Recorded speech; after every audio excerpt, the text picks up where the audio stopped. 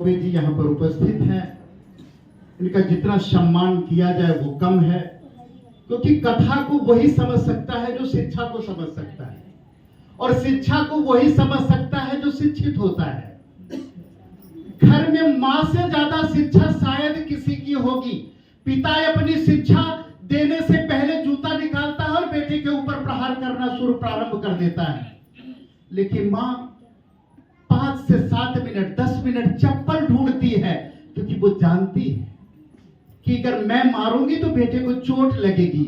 माँ पहले आहत होती है, बाद में चप्पल ढूंढती है। उसे क्या चप्पल मालूम नहीं? रात के 3 बजे अंधेरे में माँ से सुई मांगो, बायां हाथ करेगी और सुई निकाल करके देगी। ये माँ होती है। पिता आचरण कर सकता है, लेकिन माँ सदाचरण करती है। गुरु जी कह रहे थे कि चम्मच की आवाज में माँ होती है। माँ रंभाती नहीं है। गाय का बच्चा, लोग कहते हैं गाय माँ क्यों कहती है?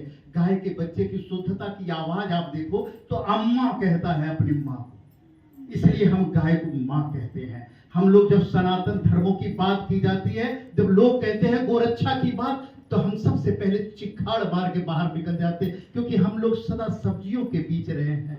और जो सब्जी के बीच में सब्जियों से डरता हो, भला वो क्या कर सकता है? वो कैसे सोच सकता है? वो कैसे मांसाहारी हो सकता है? विचार भी हमारे मांसाहारी नहीं होने चाहिए।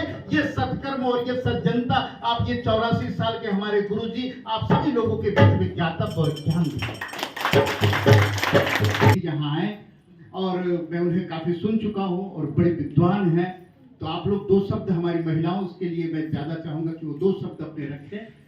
आप सोच सकते कि इस उम्र में भी इन्होंने देर नहीं की, और जब इन्हें मालूम पड़ा कि कथा हो रही है और गुरुजी हमारे इतने विद्वान हैं जिसके बारे में खाली चर्चा होती है, तो चर्चाओं के विषय में अगर परिचर्चा का कोई कारक बनता है तो ऐसी देवियां हमारे बीच में आती है। आज इन्हीं के हाथ से आरती का भी है, तो गुरुजी बाद में अनाउंस करेंगे। मैं चाहूंगा कि आप थोड़ा 2 शब्द हमारे बीच रखें।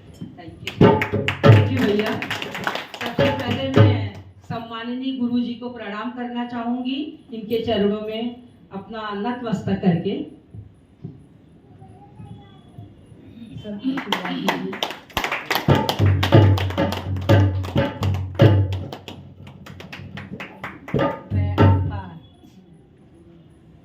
दीघा में तो पिछले साल बहुत बड़ी कथा हुई थी हमारी, मालूम।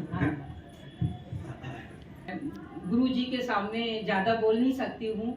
जो चीजें गुरुजी ने बताया, जीवन में शिक्षा के साथ धन, और धन के साथ संस्कृति, और संस्कृति के साथ सम्मान, और सम्मान के साथ जो हमारे संस्कार है वो होना बहुत ही जरूरी है। इंसान के पास जिंदगी में सब कुछ हो, लेकिन अगर उसके पास विद्या और सम्मान नहीं है तो सारे सुख कहीं ना कहीं वो विसर्जित हो जाते हैं। इसलिए यहाँ पर बैठे हुए जितने भी मेरे भाई के रूप में, बड़े भाई के रूप में, बहन के रूप में, या जो भी यहाँ पर लग रहे हैं, मैं सभी को नमन करती हूँ और यह कहना चाहती हूँ, जीवन में सब कुछ करो, कितना भी कमाओ, धन कमाओ, समाज कमाओ, लोगों के साथ रहकर उनकी मदद करो, लेकिन उसके साथ ही साथ संस्कार जरूर कमाओ।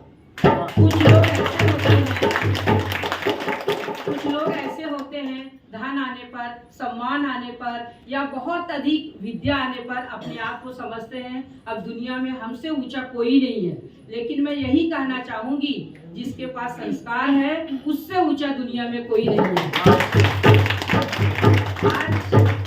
आज हमारा भारत देश वर्ल्ड में किस लिए याद किया जाता है? सिर्फ सम्मान के लिए, संस्कार के लिए। इसके जो संस्कार हैं अमिट हैं, इसको कोई मिटा नहीं सकता है।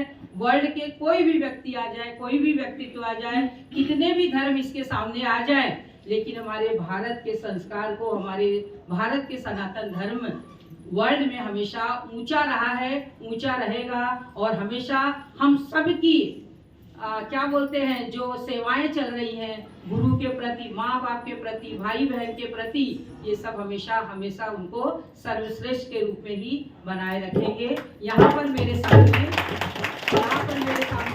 कुछ हमारी बहनें हैं, कुछ सहेलियां हैं, कुछ मेरे प्यारे बच्चे भी हैं जो मैं देख रही हूँ, बड़े ही ध्यान से गुरुजी को सुन रहे हैं। पता नहीं उन्हें समझ में आ रहा है कि नहीं आ रहा है, लेकिन फिर भी एकदम शांति से बैठे हुए हैं। इन प्यारे बच्चों को मैं एक बार नमन करती हूँ और आशीर्वाद भी देती हूँ। इसी तरह हमारे सनातन धर्म को हमेशा सुनते रहो और ऊंचा बनाए रखो।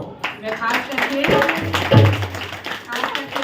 महिलाओं के बारे में, महिलाओं को कुछ कहना चाहूँगी। मैं भी एक महिला हूँ, मैं भी एक माँ हूँ, मैं भी एक संस्था चलाती हूँ और वह संस्था संस्कारों की संस्था है। संस्कारों से पिरोकर आपके बिना हमारे संस्कार कुछ नहीं हो सकते हैं। आप उन्हें भेजते हैं और हम उन्हें संस्कार देते हैं। तो मैं ये चाहूँगी कि आप माँ के बिना, पिता के बिना दुनिया में कुछ नहीं हो सकता है। पिता हमेशा रात दिन मेहनत करके बच्चों को पालता है, पोसता है, उन करती हैं और उनके लिए संस्कार अर्जित करती हैं। तो मैं यही कहना चाहूँगी कि आप अपने बच्चों को संस्कार रहित करिए, हमेशा संस्कार से पिरोइए और वक्त मिलने पर सिर्फ चूल्हे और चौके में अपनी जिंदगी को मत गुजारिए।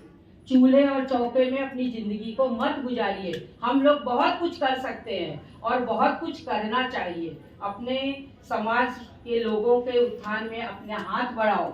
जहाँ होता है, भले वो कथा हो, कहानी हो, समाज का अन्य कोई भी कार्यक्रम होता है, वहाँ पर शान से जाइए, अपने आप को रखिए और जो भी आपसे हो सकता है उसमें अपना हाथ बढ़ाइए ताकि हमारा समाज हमेशा आगे बढ़ता रहे। इन्हीं चंद शब्दों के साथ मैं सभी से नमन करती हूँ और अपने थैंक यू भैया।